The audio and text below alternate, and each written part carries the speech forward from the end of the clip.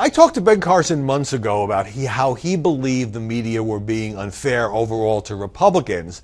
He was kind of zen about it, but at the time, he was nowhere near the top of the polls. And while he was getting a fair amount of attention, I don't think he would say that he was being terribly mistreated, but he did feel the media were not being unfair. Boy, cut to the last week or so where Carson has just been on fire, ripping Politico, ripping CNN, ripping the mainstream media in general for what he describes as peddling garbage, as trying to smear him, for raising questions about the inspirational life story that has helped catapult him to the top of this Republican presidential race.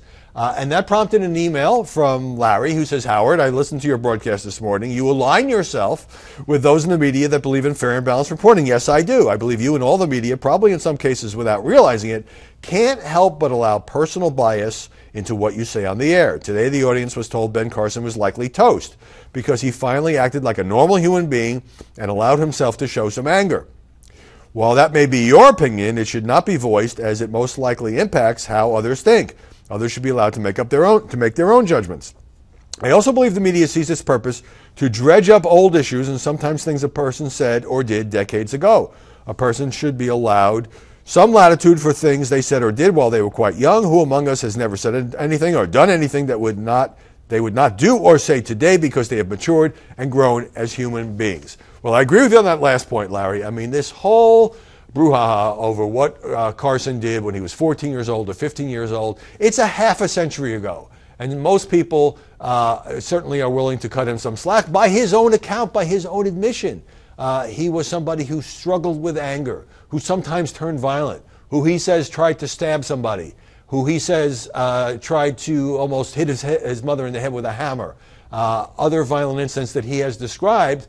I think one of the reasons that people like Ben Carson is because he overcame what he describes as this troubled childhood. He grew up poor with a single mother in Detroit and became a world-class neurosurgeon. So I agree with you on all of that. But Larry, I don't know what program you were watching, but nobody on Mediabuzz said that Carson was likely toast because of the controversies around this. One of the things I may have said is that for a guy who is so soft-spoken and has such a first-class temperament, he has really gotten mad over this. I don't say that's a bad thing. Now, let him go beat up on the media. I think people like to see that he's offended. A lot of people don't like the media. A lot of Republicans don't like the media. That is beyond dispute. I just said this is a different Ben Carson than we have seen. What I will say is that it is the role of the media and it is standard procedure for reporters to go back and look into every candidate's life story. That's even if it's just to write a benign feature story, we want to know who these people are, what formed their character, what were they like when they were younger, how did they become the people that they are today. Now, in the process of doing that, Politico overreached by using a headline about Carson fabricating a scholarship to West Point. He did misstate it in his book. He's acknowledged that. And CNN was careful in not accusing Ben Carson of being a liar, but by going and interviewing 10 people, old neighbors and friends who says they didn't know about the violent incidents, Carson's right on that. Why would they know? How could they know? It's not like he went around publicizing this.